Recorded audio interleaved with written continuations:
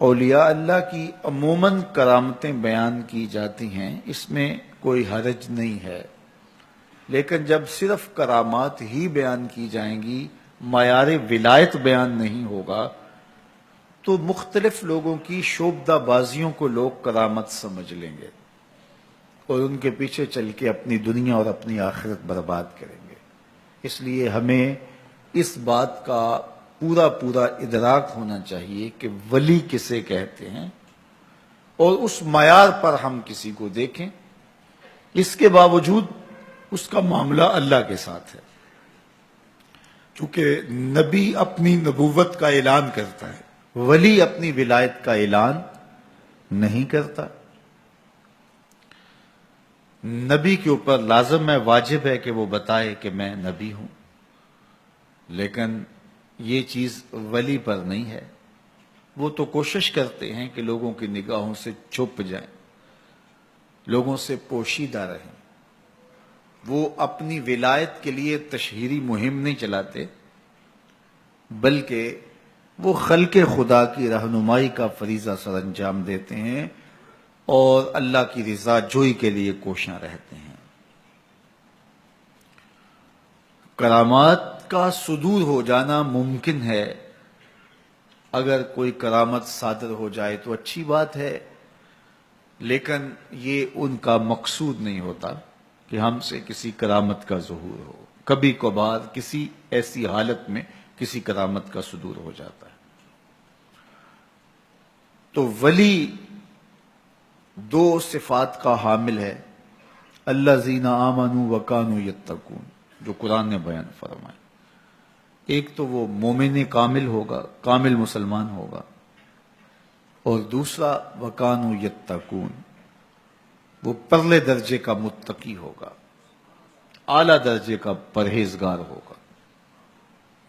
اس کی زندگی تقوی سے عبادت ہوگی، اس کے شب و روز حزم و احتیاط سے گزریں گے، وہ شریعت بیضاء پہ عمل پیرا ہوگا اور شریعت کی جانب سے منع کردہ چیزوں سے اپنے آپ کو بچا کے رکھے گا۔ اس کی زندگی کے اندر لغویات نہیں ہوں گی، اس کی زندگی کے اندر فضولیات نہیں ہوں گی، اس کی زندگی منظم اور مرتب ہوگی۔ وہ خواہشات کا اسیر نہیں ہوگا، وہ آرزوؤں کا بندہ نہیں ہوگا، وہ مال و زر کا پجاری نہیں ہوگا، وہ ہوس زدہ نہیں ہوگا، وہ لالچی نہیں ہوگا، متکبر نہیں ہوگا، متمرد نہیں ہوگا، سرکش نہیں ہوگا۔ اس کی نظر لوگوں کے دلوں پہ ہوگی، لوگوں کی جیبوں پہ نہیں ہوگی۔ وہ خواہشات کی دنیا کا باسی نہیں ہوگا، بلکہ وہ اللہ کے قرب کا متلاشی ہوگا، اور قرب کی جو منزل اسے میسر ہے اس سے وہ آگے جانا چاہے گا۔ اس کی آرزو یہ ہوگی کہ مجھے اللہ کی قربتیں اور نصیب ہوں۔ ہر لحظہ نیا طور نئی برق تجلی، اللہ کرے مرحلہ شوق نہ ہوتا ہے۔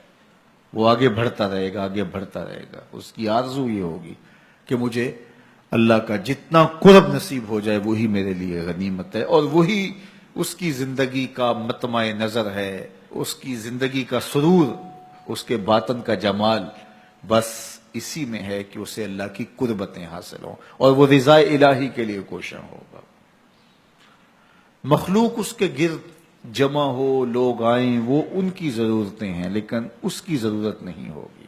اس کی ضرورت رب کی رضا ہے، اور آنے والی مخلوق پر شفقت اس کا مزاج ہوگا۔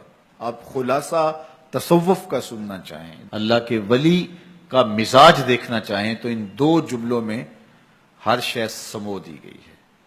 التعظیم لامر اللہ والشفقۃ علی خلق اللہ، اللہ تعالیٰ جل شانہ کے احکام کی تعظیم، اللہ تعالیٰ کے جانب سے جو حکم بندے کے اوپر عائد ہوتے ہیں ان کی تکریم اور ان کی تعظیم کرنا، یعنی ان کو بجا لانا تعظیم و تکریم کے ساتھ۔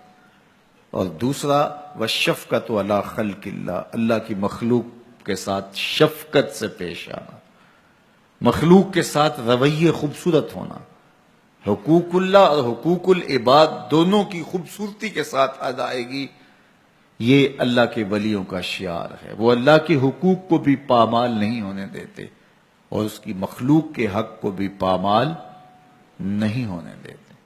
اور حقیقی صوفی وہی ہوتا ہے جو اپنے رب کے حقوق کی بھی پاسداری کرے اور لوگوں کو بھی اذیت نہ دے اور لوگوں کے حقوق کا بھی پورا پورا خیال رکھے، اس کا وجود ضرر کا سبب نہ ہو، نفع کا ذریعہ ہو، اس کا وجود لوگوں کے لیے ہدایت کا سبب ہو، گمراہی کا سبب نہ ہو، اور وہ لوگوں کے لیے راحت اور رحمت کا ذریعہ ہو، زحمت کا سبب نہ ہو۔